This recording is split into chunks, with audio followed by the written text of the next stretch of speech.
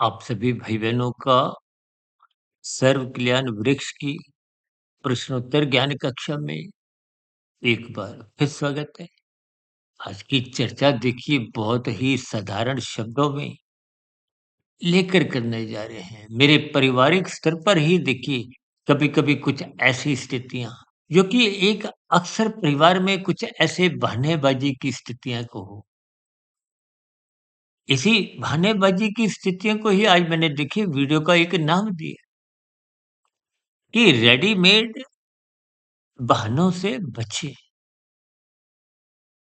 ये रेडीमेड बहाने आपके हमारे जीवन में भले ही कुछ अल्पकालिक सुख सुविधा की स्थितियां बना भी ले, लेकिन आपके हमारे जीवन का जो एक दीर्घकालिक स्थितियां हैं, जिन सफलताओं के लिए, जिन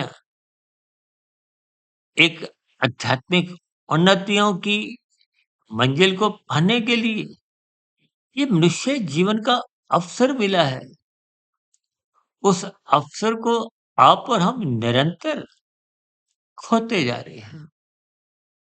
या यूं कहो कि समय आपका बड़ा फिसलता जा रहा है, या यूं कहो कि आपकी हमारी सांसें प्रतिक्षण कमजोर होती जा रही है।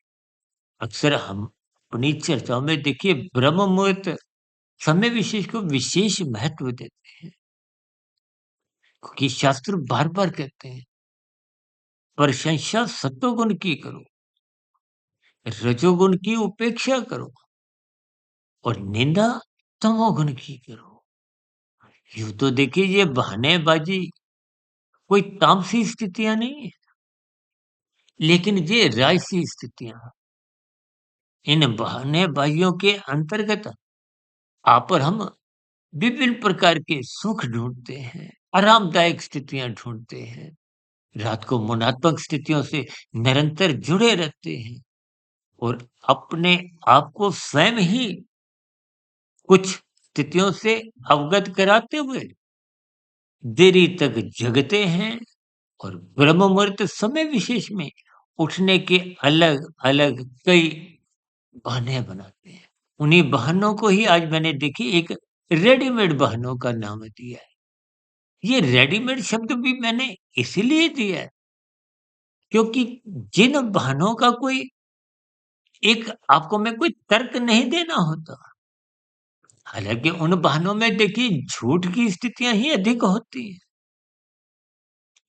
उन्हीं झूठ की स्थितियों का ही एक पहलू अधिक होने के कारण उसको हम अक्सर रेडीमेड बहानों का ही आप नाम दे सकते हैं। देखिए स्थितियों को शब्दों के स्तर पर आप थोड़ा उनके अर्थ समझिए,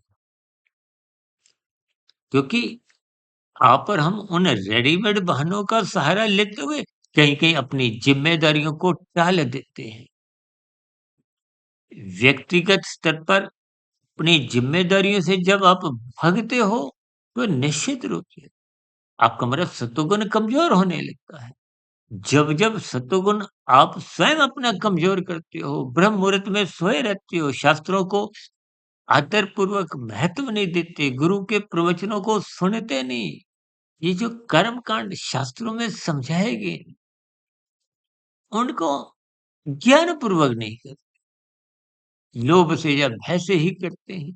तो ये सभी स्थितियाँ हमारे जीवन में भले ही भौतिक स्तर पर कुछ सफलताओं के दरवाजे खोल भी दें, लेकिन ऐसी स्थितियों में आपके हमारे आध्यात्मिक उन्नति के दरवाजे बंद ही रहते हैं, खुलते ही नहीं। इसलिए आज मैंने वीडियो का नाम थोड़ा आकर्षक शब्दों में रखते हुए हो सकता है राजसी मनुष्यों को कुछ ऐसे नाम अच्छे नहीं लगे। मैंने आरंभ में ही कहा ये रेडीमेड बहाने आपको में अल्पकालिक कुछ आराम देते हैं, लाभ देते हैं, अपने जिम्मेदारियों से कुछ राहत देते हैं। हम कुछ स्थितियों को टाल देते हैं। भले ही मानसिक स्तर पर, बुद्धि के स्तर पर हम अपने स्वयं ही उन रेडीमेड बहानों की आलोचना भी करते हो, लेकिन वो मन के भीतर की स्थितियाँ होती हैं। लेकिन जब ये रेडीमेड बहाने आपके हमारे जीवन का हिस्सा बन जाते हैं, दिनचर्या का, आचरण का, व्यवहार का, बर्ताव का हिस्सा बन जाते हैं, तो यही स्थितियाँ आपका हमारा रजोगुण बिगाड़ने लगती है। देखिए, आज की चर्चा में कुछ विशेष स्तर पर आपको गहरे अर्थ इनके समझने होंगे। इनके भावार्थ को हो, दार्शनिक स्थितियाँ को हो, समझनी होगी। क्योंकि सत्वगुण की मजबूत स्थिति ही परमात्मा के नज़दीकियाँ प्रदान करती है। हुँ, और मनुष्य जीवन के अवसर को विशेष स्तर पर, आध्यात्मिक स्तर पर कि हमारी जब आध्यात्मिक उन्नति होती है, तो सर्वप्रथम आप और हम पाप कर्मों से बचते हैं। आध्यात्मिक उन्नति उस क्षण विशेष से ही आरंभ होती है, जब कर्म योग, ज्ञान योग, भक्ति योग की स्थितियाँ बनती हैं। और कर्म योग की स्थितियाँ तब तक नहीं बनती जब तक आपका हमारा धर्म मजबूत नहीं होता। हम तो बार-बार कहते हैं ना, धर्म को प्रथम स्थान पे रखो, धर्म की चारदीवारी इतनी ऊँची बनाओ, इतनी मजबूत बनाओ कि ये अर्थ और काम उस दीवार को लाँघ ना सके, तोड़ ना सके। आज देखिए धर्म की चारदीवारी कमज़ोर होती जा रही है। कारण में जो भोग विलासिता की स्थितियाँ हैं, वो बढ़ती जा रही हैं। सुख-सुविधा के साधन बढ़ते जा रहे हैं और मनुष्य जब इन सभी स्थितियों का अमर्यादित ढंग से भोग करता है, तो उसमें प्रमाद आने लगता है। प्रमाद की स्थितियों में ही मनुष्य देखिए ये रेडीमेड वाहनों का सहारा लेता हुआ अपनी आध्यात्मिक उन्नति को रोक देता है।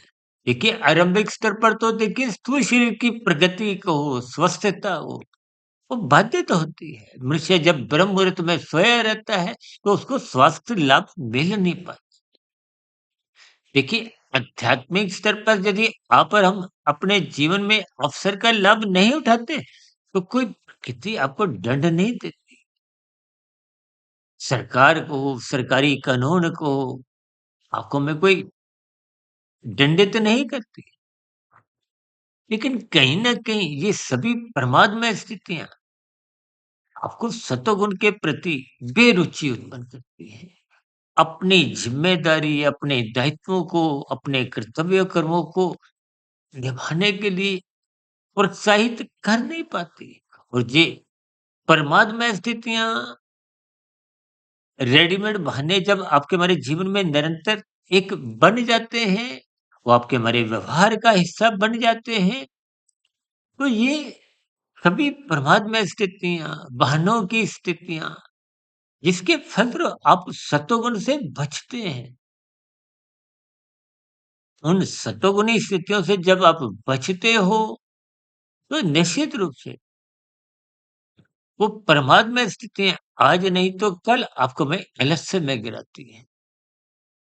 देखिए इन बहानेबाज़ियों में भी तो देखिए आलस्यपन की स्थितियाँ होती हैं, जो भोगों के प्रति आपको में एक बेड़ियों के समान जकड़ती हैं। इन सभी स्थितियों को मैंने देखिए बहुत ही शब्दों के स्तर पर संभल-संभल कर शास्त्रीय बातों से तकनीकी रूप से, सैद्धांतिक रूप से जोड़ते हुए चर्चा को युक्तिपूर्वक कुछ रोचक बनाते हुए भी, कुछ प्रेरणादायक स्थितियाँ बनाते हुए आपका हमारा सबका जीवन सात्विक बने। क्योंकि सात्विक, अनुशासित ये सभी सात्विक स्थितियाँ का हमारा धर्म मजबूत करती हैं।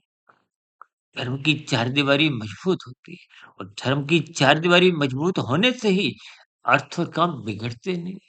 क्योंकि अर्थ और काम बिगड़ते-बिगड़ते ही मनुष्य कानून का उल्लंघन करता है, अपराध करता है, शास्त्र विरुद्ध कब कितने पाप कर्म कर जाता है, मनुष्य को इसका आभास नहीं होता, बोध नहीं होता। लेकिन आपकी हमारी जितनी भी स्थितियाँ हैं, वो आपका हमारा फिर क्रमशः कारण शरीर में बिगड़ता है, संस्कार बिगड़ते हैं और बिगड़ी हुई कारण शरीर की क्रमशः संस्कारों की स्थितियाँ मरते समय यदि बनी हुई हैं, उनका बहुमत है, उनका अधिक अनुपात है, तो फिर मरने के बाद की स्थितियाँ, वो अधोगति की यानी कि कर्मफल सिद्धांत के अंतर्गत उन अधोगति की स्थितियों से आपको हमें गुजरना पड़ता है। भले ही साधारण स्तर पर देखिए किसी के मरने पे 2 शब्द एक स्वर्गवास के बल दिए जाते हैं, अच्छी बात है। लेकिन महात्मा के यहाँ कर्मफल सिद्धांत की स्थिति है। वहाँ कोई किंतु-परंतु की स्थितियाँ नहीं। कर्म हो गया तो फल आना निश्चित है। उस निश्चित स्थिति को ही सिद्धांत का नाम दिया गया। इन सभी स्थितियों पर आप भी चिंतन करें। मेरी कही गई बात पर कोई बुरा लगा हो, उसके लिए मैं क्षमा चाहता हूँ। लेकिन इन सभी स्थितियों को आप तर्कपूर्वक मन बुद्धि के स्तर पर तौलिए और तौलने का उचित और सर्वोत्तम सात्विक शुभ स्थिति ब्रह्म मुहूर्त की होती है। इस ब्रह्म मुहूर्त समय को अक्सर हम अपनी चर्चाओं में सतयुग से जोड़ते हैं। सूर्य निकलने के बाद की जो स्थितियाँ हैं, वो त्रेता युग की है और दिन में जब सूर्य अपने विशेष स्तर पर दोपहर की स्थितियाँ होती हैं, जब राशि स्तर पर भागदौड़ होती है, उसको आप द्वापर युग से और सूर्य के ढलते ही तामसी स्थितियाँ, मोहात्मक स्थितियाँ जब अपना स्थान ग्रहण करती हैं, तो उनको आप कलयुग की स्थितियों से जोड़ सकते हैं। देखिए, शब्दों की श्रृंखला को आप जितना-जितना क्रमबद्ध सिलसिलेवार समझोगे, तो परमात्मा से प्रीति होना सहज बन जाएगा। परमात्मा से प्रीति होने में ही आपका मेरा जीवन सार्थक हो पाता है। ऐसी सभी सात्विक शुभ स्थितियाँ के जीवन में भी बने। इन्हीं शुभकामना के साथ आज की वीडियो विशेष जो कुछ विशेष कारणों से मुझे बनानी पड़ी, इन पर आप चिंतन करें। फिर भी मेरी कही गई बातों पर आपको कोई बुरा लगा हो, उसके लिए मैं क्षमा चाहता हूँ।